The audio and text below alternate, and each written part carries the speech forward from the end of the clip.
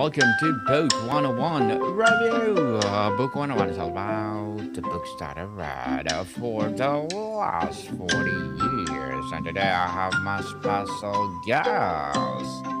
She's a nature inspired mentor, certified life coach, and world ambassador for plant advocacy, helping creative multi potentialities and nature inspired professionals. No other than Miss Tigrilla Gardenia. Welcome, welcome, Hello, Miss. hello. Yes, welcome, Miss Tig on Book 101 Review. And can you please introduce more about yourself that I miss? Of course. So you pretty much said it all. My name is Tigrilla Gardenia, and I have this deep love and collaboration with plants. So I work very closely with plants to help, people with lots of passions, lots of ideas, super creative, neurodivergent, who are through trying to fix their lives with discipline. I help them find kind of the unifying thread that unifies all their passions and allows them to create with trust and with inspiration and really out of the box thinking, you might say. So I basically help you create your own inner ecosystem. Create your ecosystem. And I like that, Miss Mhm. Tig. And thank you so much for sharing your knowledge and wisdom to the world. And today, let's talk about top four things. Start flowing. Why traditional productivity hacks fool multi passionate minds and how to harness plant wisdom. So tell us, Miss Tig, your title of our discussion for today, Start Flowing. How do you define the state of flow for a multi passionate person, and why is fundamentally different from simply being busy or productive? Yeah, so the multi-passionate person who, has always so many different ideas, so many project ideas, so many talents and skills, often tries to do one of two things. Either they try to shut them down because they're embarrassed that they have so many different ideas coming in at once, or they try to focus on just one. So they think that flowing means I'm hyper focused. And hyper focus is something that we, especially as neurodivergent multi passionates, have a tendency to do, right? We get so excited about something that we hyper focus on it. But the idea of trying to use that hyper focus is often seen as a problem. The idea that I shouldn't be that way. I should just have a set of discipline. I should, wake up and do this from this hour to this hour, and I should move in that way. But the thing is, our minds don't work that way. Our minds actually naturally jump from one thing to another. So, a state of flow for a multi, excuse me, of course, I have to cough in the middle of it, but basically, a state of flow for a multi passionate person is about feeling super confident that even if throughout the course of the day they jump through 5 or 6 different projects or different passions or different tools, even at the end of the day, you will see progress on everything. So rather than looking at the world through the eyes that everybody else does, which is, okay, I take this one thing and I take it from beginning to end. Maybe I have 2 projects simultaneously. It's about getting really comfortable with the fact that throughout the course of the day, you are going to do probably at least 5, if not even up to 10 things. I'll give you an idea. Sometimes I wake up on a given day and I say to myself, okay, what do I want to work on today? I don't know. I want to pay my bills. I want to paint. I want to write on some strategy that I have to do for a specific project. I want to carry out a project, like I maybe have 2 or 3 tasks that I want to do with it. Oh, and I want to read a book and I want to clean my kitchen. So I have this running list. Now, how you capture that list, we can talk about, but I have a list. And rather than thinking to myself, okay, I'm going to sit and I'm going to do this first, then this or the other, throughout the course of the day, I have pockets of windows where I am more adept to doing certain things. So, for example, I'm more strategic in the morning. I'm also more brain dead where I'm like, I can't even think in the early afternoon. And then in the later afternoon, I'm more creative. So I know that my day is going to cycle where I'm going to jump through these types of things. I also have certain tasks like cleaning that I don't really enjoy doing unless it's like the hyper focus type of deep, deep, deep cleaning. So I know that throughout the course of my day, I am going to clean in pieces. In other words, I'm going to walk to the kitchen and maybe I'm going to first do all the dishes because I'm getting my tea in the morning. But then I'm going to walk away and I'm going to maybe start working on that strategy because it's early in the morning. And then I'm going to turn around. And the next time I walk into the kitchen, I'm going to have everything ready for me, like some rags and whatever I might need. And I'll clean the table and I'll clean the counters. And then I'll walk away and I will, work on reading a book because it's the late afternoon and I kind of like want to be stimulated, but not too much. I'm not that strategic. And then the next time I walk and I make my lunch, I realize, oh, I see now that this is a little more dirty and I'm going to go deeper into, I don't know, cleaning the stove or the oven or something like that. In other words, flow for us does not mean I am caught in one project. Flow for us means I know that at the end of the day, I'm going to get everything done.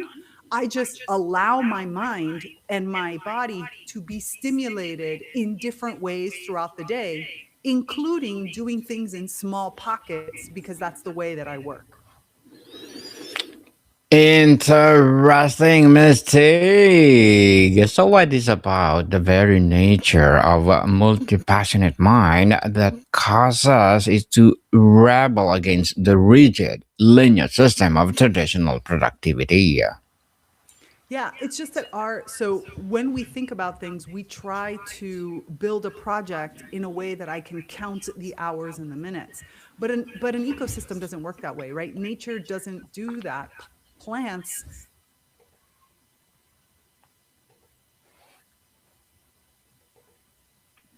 Go ahead, miss. have to be aware, they have to some for that moment. So that means when I connect back into that flow, I realize that, okay, it's about to rain, right? We're taking our idea of from a plant, right? It's about to rain in this moment. So, okay, suck up all of that water, take in all of that kind of emotional energy that's happening, all that water that's happening because it's raining. But then the rain stops and the sun comes back out. Okay, give myself ready for photosynthesis. Got to do that. And then a little like an animal walks in. Ooh, my seeds might be able to like hook onto this. Okay, let me do that. Let me shake myself a little bit, right? Plants are very, very connected to the area and the land in which they're in, and they're able to see opportunities even in the blink of an eye. They have general patterns that they follow. They understand how the seasons work and how the moments of the day work in general. But at the same time, they're always aware of what is going to happen in that particular moment. And so we want to do the same thing because that's the way our minds work. We want to be hyper aware to a certain extent, but not so much that it's distracting, and allow ourselves to say, ooh, right now, this is the equivalent of rain. So I'm going to go that direction, even if that's only for 10 minutes, because it's going to nourish me so much that when I go this way for the next 2 hours, I am super ready to do that. Yes, definitely ready to do everything to flow. Mhm. The contrast forcing with flowing.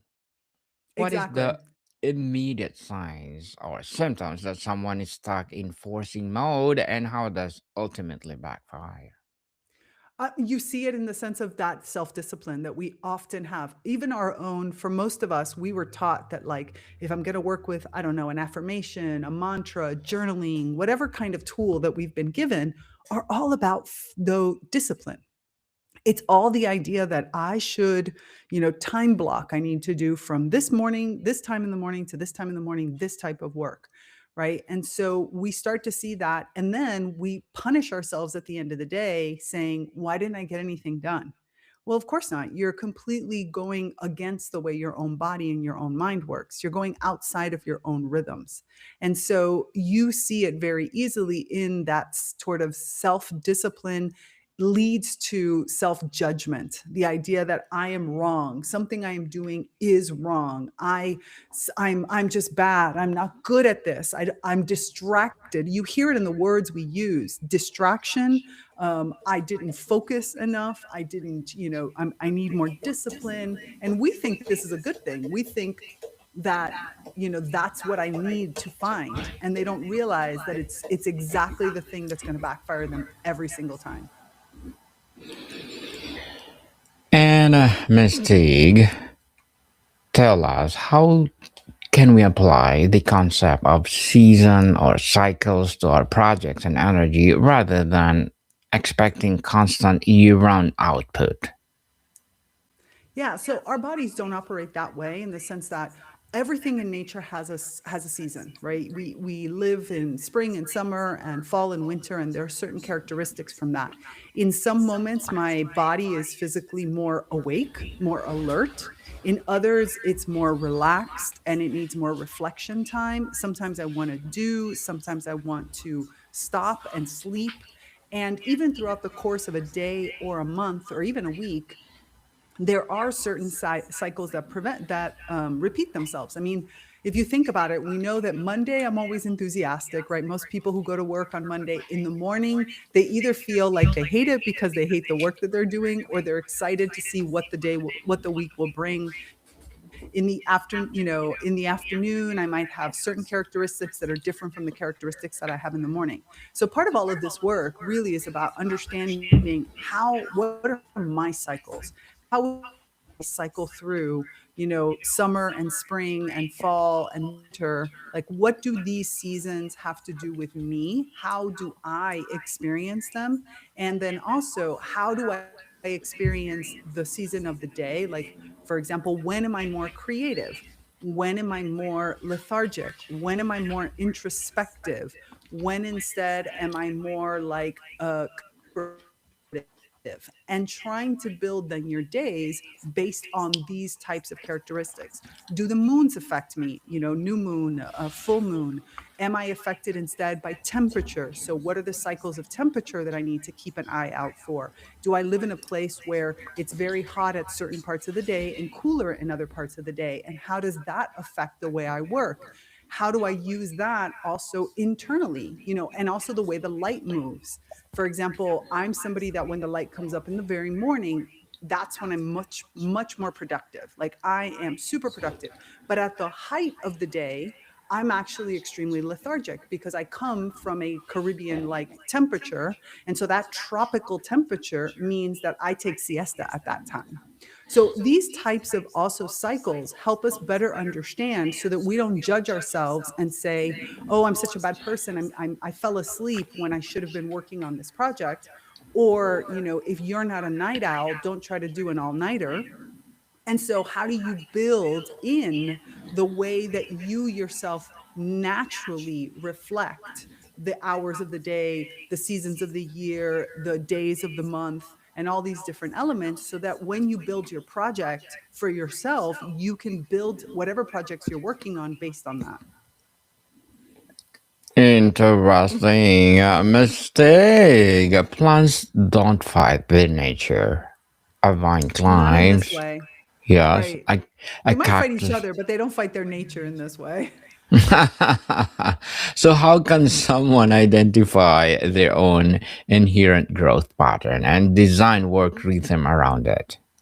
Yeah, this is a big chunk of the work that I do, is helping you identify this, working with you to give yourself the space and the permission and the reflection to be able to see how these patterns emerge, to see what are the types of patterns that emerge for you, and when do they emerge for you, and how do we evaluate the way you're using them so that you can really take advantage of them and find trust in yourself over time. So it really is about a period of observation. And of course, for those of us that are in the Northern Hemisphere right now, this is a great time because we're about to head into winter, right? So winter is a great time for us to take in the nourishment from the fall, compost out whatever doesn't serve, and then to nourish ourselves, to reflect on it, to think about it, to experience and explore with it. And so these are the kinds of moments that help us better understand how we work.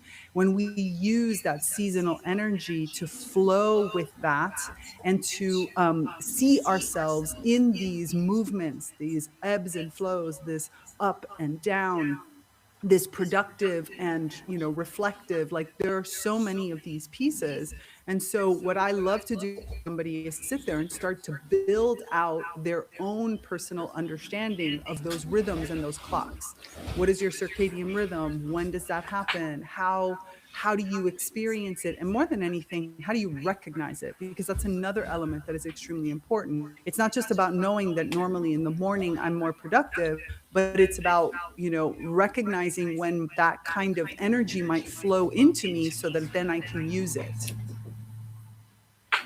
Yes, definitely when you will use it. That's the good idea. And Mr. What does it look like to prune our commitments or ideas like gardener? And how do we know that to cut away the foster healthier growth elsewhere? I think the first thing that's most important for us to recognize is that in an ecosystem, everything is useful. So when we're talking about self pruning, for example, or pruning of the ecosystem in which I'm in, we're not talking about getting rid of anything necessarily. It's kind of like trimming your hair in order for you to have good ends so that it grows prettier and better and full. It doesn't mean I'm getting rid of my hair. I might be cutting off some of the dead pieces so that I might be composting that, right? So I'm trimming those elements of myself, but none of my characteristics, doesn't matter how stubborn you might be or how hot-headed or angry or any of these types of things, none of those sort of more quote unquote negative traits as often are thought about are actually inherently bad. It really is about learning how to use them. And sometimes something can be too big for you to be able to use at the time. So you trim it, you prune it, in order to give it a shape that then when it grows, it's a shape that grows with you and you know how to use. If I just let, hair grow without ever trimming it, most likely the ends are going to get frizzy. My hair is going to start to look ugly. It's going to be out of control, difficult to comb, get into knots more easily. But if I trim it little by little and I start to look at how healthy it is and what is it that I need to do to take care of it, and when do I use conditioner, when do I use shampoo, how do I style it, and I start to work on all these different pieces of myself, my hair is still my hair. It still has the same characteristics it always had, whether it's curly or it's straight or it's dry or it's oily. It has those same characteristics. I have not changed anything inherently, but I've learned how to use them and I've matched them with the right products and the right type of care that then allows that to be healthy. And this is really what we're trying to do for our inner ecosystem. We're thinking of ourselves as we don't take the thorns off of a rose, right? A rose bush will always have those thorns, but you learn how to use and shape that thorn bush, right? That bush of roses, so that its beauty shines through and the utility. So you still want the thorns when it is that the actual rose bush needs those thorns for its own for key's own protection, for key's own use, for different aspects. That the same for a cactus or anything. We don't get rid of the thorns. We learn how to work with them. So pruning is about helping you get control over something so that you can work with it either to construct or to destroy, but in a way that is useful for the overall ecosystem that you're trying to create. Yes, people work with the thorn. And Mystic, as a nature inspired mentor, certified life coach, what are your short term and long term goals?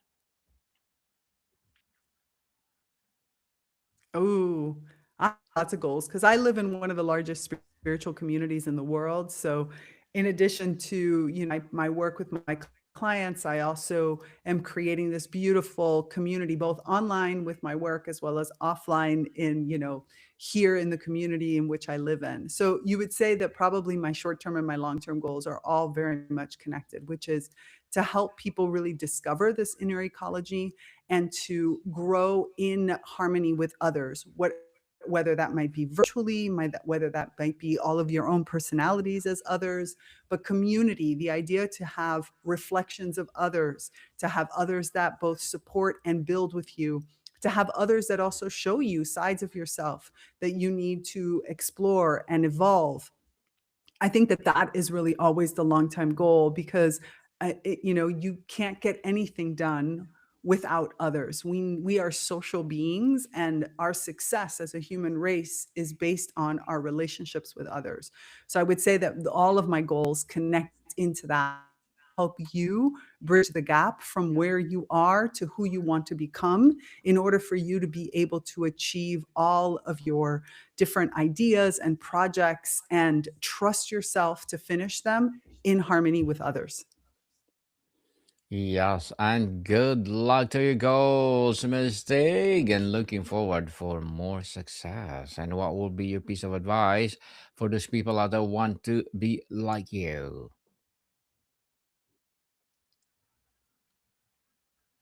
I would say the number one thing is believe that everything you are, every characteristic that you have, every trait that you have, even those that people have called ugly names or told you you're supposed to get rid of, can actually be useful when you learn how to use them. And I think that that's the most important thing we learn from ecosystems. There are no garbage cans in ecosystems. We don't get rid of anything.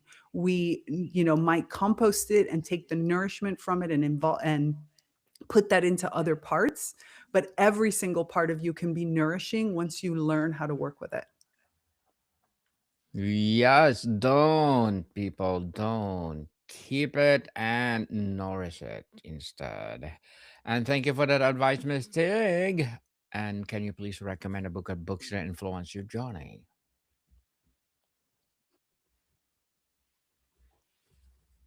Absolutely. So I a book club called the Plant Wisdom Book Club. We've been going for multiple years now. And so I get very, very excited about the concept of a book, of working with books because we have used and read so many of them. So I would say that one of the books that has influenced our book club the most is Braiding Sweetgrass by Robin Wall Kimmerer, because it is a book that really helps us understand the relationship between traditional indigenous wisdom.